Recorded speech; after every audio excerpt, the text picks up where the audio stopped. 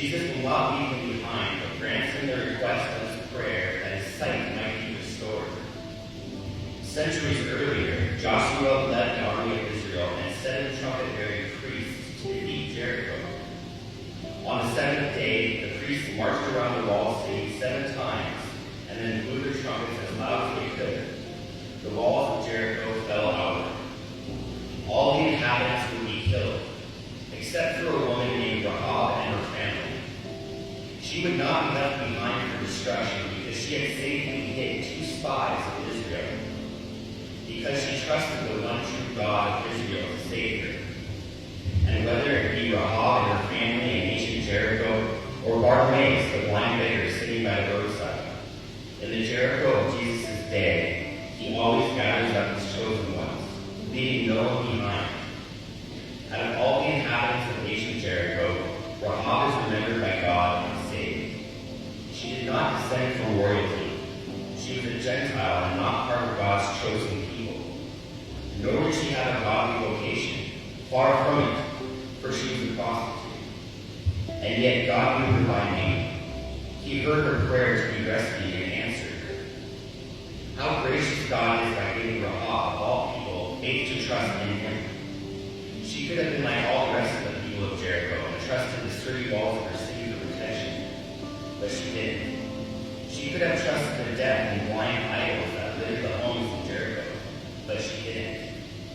And God not only spared her, but gathered her together to his people. Even though God's people today come from every nation, from each generation in time, they all have one thing in common. They all cry to him for mercy. Every child of God knows that not everything in life has gone the godly way. Far too often the way of sinful flesh has led down a path of destruction and away from God. Rahab's desperation could have driven her into a life of prostitution. This way of life is certainly not from God. And yet, no prostitute who cries to God for mercy will be turned away. When she heard that the army of Israel was fast approaching into Jericho, she did not excuse her sinful life, nor demand that God accept it, but simply trusted that God would have mercy on her and save her and her family.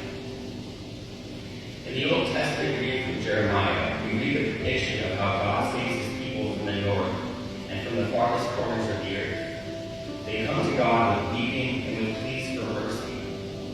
He will lead them. They shall not stumble or fall from him, but their pleas for mercy will be heard. He called Rahab and many others to be his people and gave them faith in him for salvation, making them part of his people Israel. And so also in the New Testament, in the New Israel church, there are people from many different ethnic groups and nations, but they all have been granted citizenship in heaven and trust alone in the Lord for mercy. We now fast forward to the city of Jericho in the days of Jesus. It had been rebuilt at the cost of the king's son. A blind man named Bartimaeus was begging inside the road. Only the evangelist Mark tells us his name. In Aramaic, it means son of Timaeus, or highly prized, esteemed, or honored. Now, the son of Timaeus was not a wealthy prince, but a beggar. Without a job, he depended on the kindness of others for daily bread. Yet, upon hearing that Jesus was nearby, he cried out, "Jesus, son of David, have mercy on me." Like all the children of God, Bartimaeus prays to Jesus for mercy. Although his prayer is that Jesus would restore his sight, God had already given him the greater gift of seeing Jesus as King David's son, the promised Messiah of God, who would claim sinners for God's kingdom from every tribe and nation. Only by the gift of faith can anyone see that Jesus is God's Messiah, come to save us all. And this gift was already given to a blind man. Just as Jeremiah predicted that God will bring a remnant of Israel from the north and the farthest parts of the earth, and that among them will be found the blind, the lame, and pregnant women about to give birth. In other words, those in great pain and need. This prophecy was fulfilled when God gave to blind Bartimaeus of Jericho the faith to call Jesus, a man from Nazareth, God's only Messiah. Bartimaeus prayed for his sight, but Jesus had already blessed him with faith.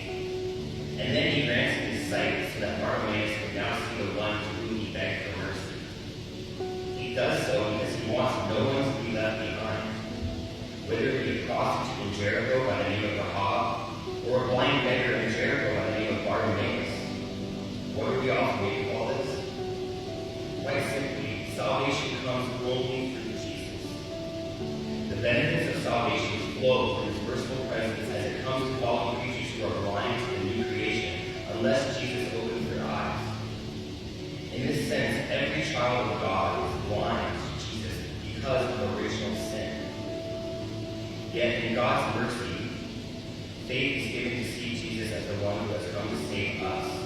And then, in the great reversal of sin on the last day, Jesus will restore all our bodies to sinlessness and grant us eyes to see him. Truly, the steadfast mercy of the Lord is everlasting. And as Jesus healed Bartimaeus of his physical blindness, he will restore to every one of us vision from a resurrected body that is beyond death and the reach of sin, but perfect and sinless. Then we will rejoice in the presence of the Son of David and the Son of God forever, who makes us all well and whole. And oh, what comfort to know that Jesus leaves no one behind, including Rahab, Bartimaeus, and yes, you. Amen.